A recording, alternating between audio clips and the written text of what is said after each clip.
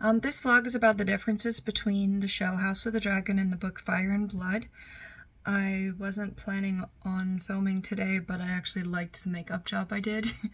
So I decided to just go ahead and do it. I'll try to speak up so you can hear me. Fire and Blood is fairly brief. As you probably already know, we're lucky to get a few paragraphs, very lucky to get a few pages on something. So I decided to read what happens in the books to Laenor Velaryon. This is not a entire history of him, it's just his departure. Spoiler warning. Or is it? I was gonna say death. I mean, biggest difference, he dies in the books. He actually dies. The show had him kind of just escape and cross the narrow sea and to do whatever he wanted. The circumstances are similar though. So shortly after Laenor dies, I have a whole video about that. The Lord of the Tides, this is on page 379 in Fire and Blood. The Lord of the Tides and his lady were still in mourning for their beloved daughter when the stranger came again, the stranger being one of the 7 gods that brings death upon people, to carry off their son.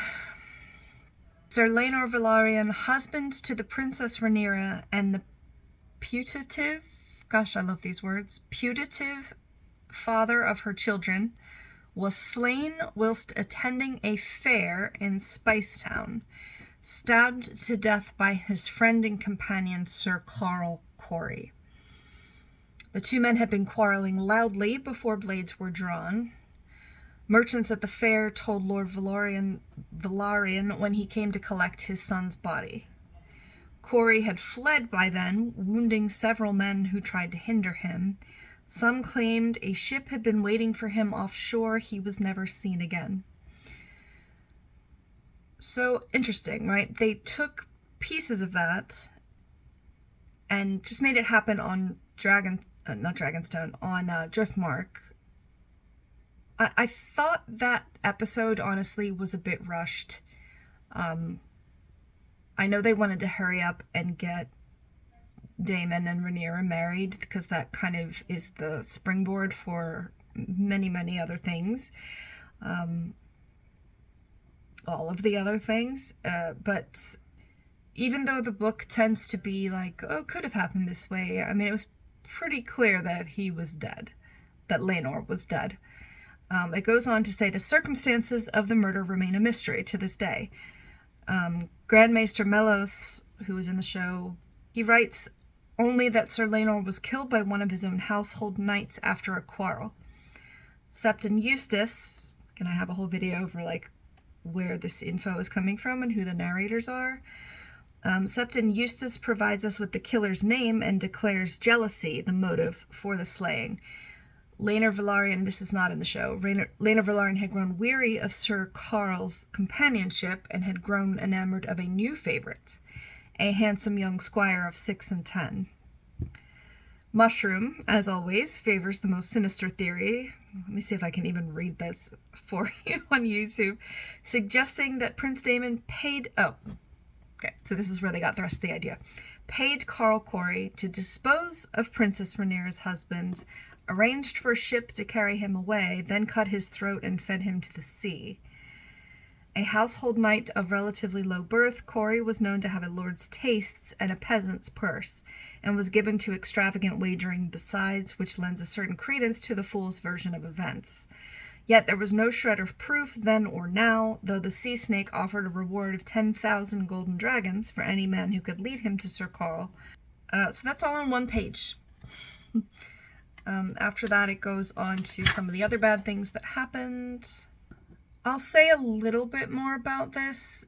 It says, at Sir Laenor's funeral, when king and court made the journey to Driftmark to bear witness at his pyre, many on the backs of their dragons. Septon Eustace says there were so many dragons present that he wrote that Driftmark had become the new Valyria. And then they're talking about the incident where Aemon loses an eye, which is a whole other video. But Laenor's death happens. I mean, they're burning his body in the book. The circumstances are mysterious. It has to do with Sir Carl, which was in the show. Mushroom's version, the second half of Mushroom's version is very different.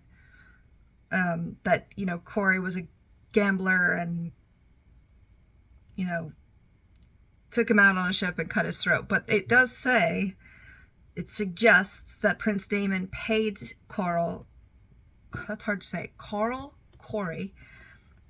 to dispose of Rhaenyra's husband. I think, you know, they're really trying not to villainize Rhaenyra on the show, which I get. She is, in some ways, a sympathetic character, but... and they've done a great job of making us care about characters who are straight-up psychopaths, like Daemon. But I think in the show, they wanted to make it so that Rhaenyra wasn't trying to murder people for no reason. Or at all. I don't know, whatever's better. I don't even know at this point. Morality is gray in the Song of Ice and Fire, Game of Thrones, Fire and Blood, House of the Dragon universe. But yeah, but that's what it says about Laenor's death. There's no mention of Laenor falling in love with another dude in the show. So it'll be interesting to see what they do with that information, because it could just go out into wherever and never really come back into the story, except that Seasmoke wouldn't, according to the lore, wouldn't take another rider unless his rider was dead.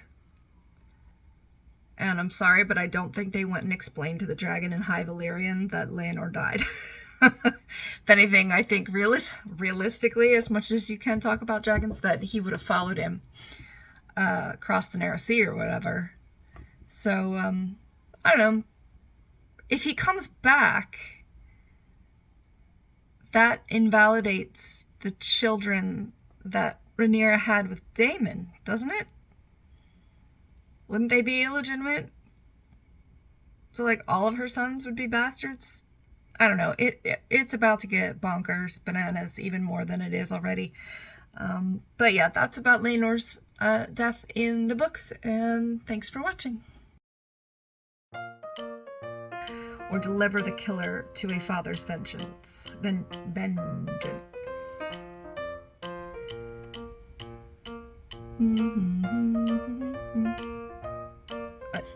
That's a partial sentence, but there was a before part to it. They had a fight and they stabbed each other or whatever.